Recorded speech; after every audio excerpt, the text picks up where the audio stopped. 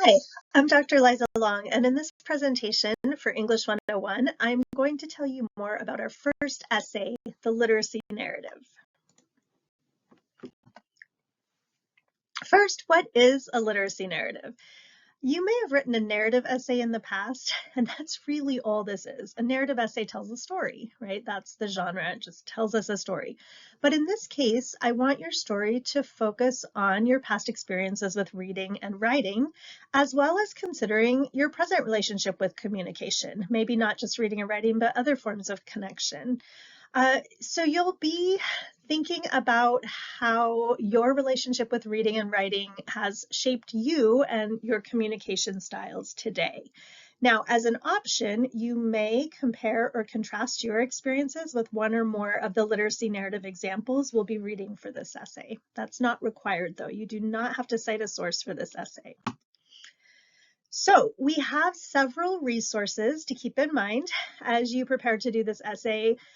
Make sure you start with the course readings. I've listed several. There are a wide variety of different experiences with literacy that you'll be reading this week. You have examples and tools in Write What Matters, our textbook. There are also some student examples of narratives in Write What Matters. Your Unit 1 weekly journal entries and in-class writing, which this week is going to be hitting the pause button on your writing in AI. I've provided an APA essay template for you. Now, this course is an APA, American Psychological Association course. You may never have used APA in the past, and that's fine. My goal is to introduce you to APA because it is the style that most of your majors, about 80% of your majors, will use. So as we learn about academic writing in this class, we're going to move away from MLA that you might have done in high school. You might ask yourself, why do we learn MLA in high school? Well, MLA, Modern Language Association, is the style that's used for English, the profession of English. But APA, as I mentioned, is used by most professions: business, education, social sciences, criminal justice, even most health sciences, but not all health sciences. But nursing, for example, uses APA. So we'll be working with APA style in this class. We'll also be using my essay feedback. Make sure you watch the AI presentation for more information about that. As I mentioned, you do not have to cite sources, but you may use sources from our Unit 1 course reader if you would like to. So this slide just goes over the requirements, and this is also the prompt for your My Essay Feedback review this week. I'm really looking for the story of you as a reader and as a writer. And ideally, you'll come up with some kind of point that you kind of shape through the narrative. I do recommend using either a chronological or like a flashback technique to tell us this story. Chronological could just be beginning, middle, end. Flashback might be where you are today and then looking back at your experiences. I want you to provide specific, concrete, vivid examples.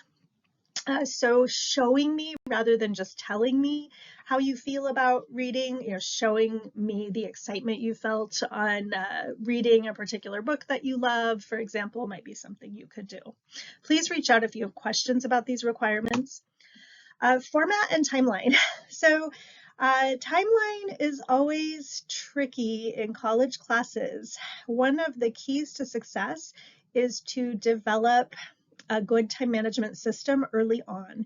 And I recommend that you download the course syllabus, look at the course schedule at the end, and program all the major assignment due dates into your phone, put them on a whiteboard, put them in your planner, whatever method you are using to track your due dates and deadlines. I also try to keep those up to date in Blackboard, so you should be getting notifications on due dates. So we're going to start, it says week 2 Sunday, but I've pushed that back to week 3 before class. I don't really see a reason that we have to have our writing stuff done by Sunday. This isn't an online class or a hybrid class. So I'm fine with pushing back those writing task due dates to before class on Wednesday. That way you can come to class and ask me any questions you have. But the final draft will be due on Sunday. So week 4 coming up so fast, we're already in week 2. The essay will be worth 100 points, 10% of your grade, but this really, while I want you to take it seriously, it is also somewhat designed as a warm-up exercise to just get a feel for academic writing, kind of exercise those muscles again, and to give us both a sense of where you are as a writer. So I don't want you to stress about this unduly, is what I'm saying, right? I provided you with an APA format template. Just do your best with that. Again, you are not required to cite sources, but some students like to. And if you're kind of stuck, then comparing or contrasting your experience to one of the readings might be a helpful or useful way for you to do this assignment. The length ultimately will be 4 to 6 pages. That is double spaced, not single spaced. So if you want word count, I would say 1250 to 1750, kind of in that range if you're a word count person. No, you will not fail if it's 3.5 pages, but I might suggest that you work on developing it a little bit more robustly. So again, just do your best. You have the opportunity in my class to revise and resubmit any of the first 3 essays that we do. So if you're not happy with your grade at the end of the process, you'll have a chance to review my feedback, work with me, and revise and resubmit. That should help take a little pressure off. However, you should still submit your best work by the due date in order to be eligible to revise and resubmit. All right, that was a quick overview. I guess I don't think this is an exceptionally complicated assignment. If you are feeling really overwhelmed and you do feel like, what am I supposed to be doing?